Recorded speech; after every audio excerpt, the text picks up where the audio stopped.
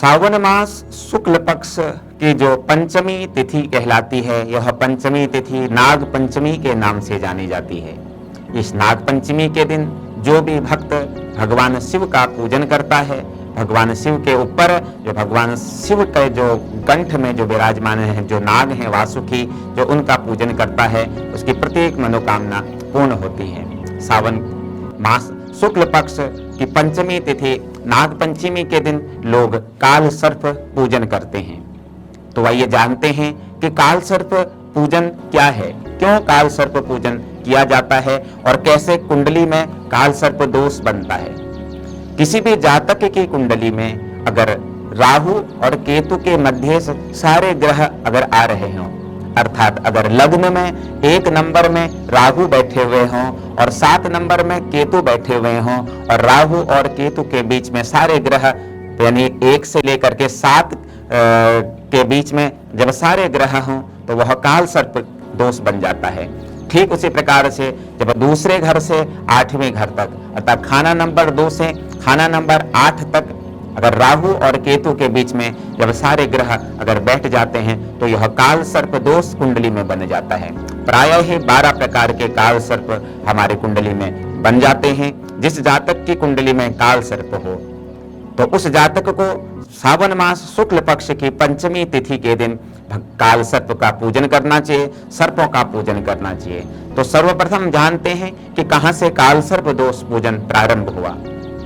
जिस समय महाराजा परीक्षित के तक्षक नामक सर्प के डसने से महाराजा परीक्षित की जब मृत्यु हो गई तो परीक्षित जी के जो पुत्र हैं जिनका नाम है जन्मेजय जब राजा बने हैं तो जन्मेजय जी को जब पता चला कि मेरे पिता की जो मृत्यु है वह सर्प के डसने से, तक्षक के डसने से मेरे पिता की मृत्यु हुई है, तो यह जन्मेजय सर्प यज्ञ करने लगा, सर्पों की आहुतियां देने लगा। तो उसी समय आस्तिक मुनि का प्रवेश होता है और आस्तिक मुनि जन्मेजय जी को समझाते हैं कि जन्मेजय, इस प्रकार से किसी जीव की हत्या करने से किसी की प्राणों को शांति प्राप्त नहीं होती है।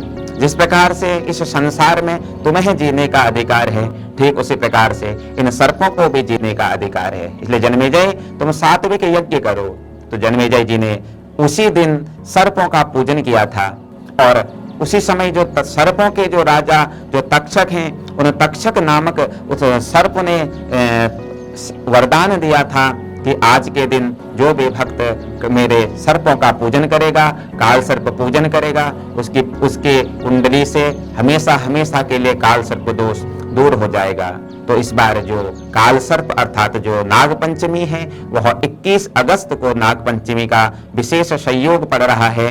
जो भी भक्त 21 अगस्त के दिन जिसकी कुंडली में भी काल सर्प दोष हो वह 21 अगस्त को किसी पवित्र शिवालय में जाकर के अपने उस शिवलिंग के ऊपर उन सर्पों को रख करके भगवान शिव का रुद्राभिषेक करें और उन सर्पों का विसर्जन करें। ऐसा करने से जिंदगी के जो उतार चढ़ाव है वह दूर हो जाते हैं। सर्वप्रथम जानते हैं कि काल सर्प दोष से क्या क्या समस्याएं आती हैं।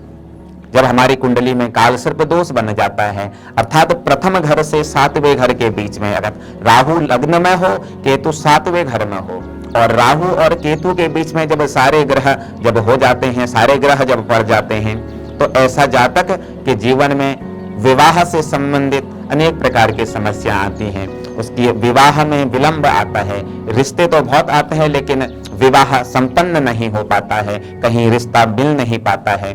तो ऐसा जातक अगर काल सर्प पूजन करता है तो उसका शीघ्र विवाह का योग बनता है। ठीक उसी प्रकार से दूसरे घर से 8वें घर तक जब काल सर्प दोष बनता है तो ऐसा जातक भवन आदि से बड़ा दुखी रहता है, अर्थात वह भवन बनाने की चेष्टा भी करता है लेकिन उसका घर नहीं बन पाता है। ठीक उसी प्रकार से अन्य घरों से भी जब काल सर्प बनता है तो उससे भी अनेक प्रकार की परेशानियां, अनेक प्रकार की समस्याएं जीवन में आती हैं। तो इसलिए अगर आपकी कुंडली में भी काल सर्प दोष अगर विराजमान हो तो 21 अगस्त अर्थात नाग पंचमी के दिन आप भी काल सर्प पूजन करें और अपने जीवन को श्रेष्ठ जीवन के भांति जिएं। ओम नमः शिवाय। यूपी और देश दुनिया की तमाम ताजा तरीन खबरों के लिए गूगल प्ले स्टोर से आज ही डाउनलोड करें हमारा तेजी से उभरता न्यूज ऐप डेली इंसाइडर।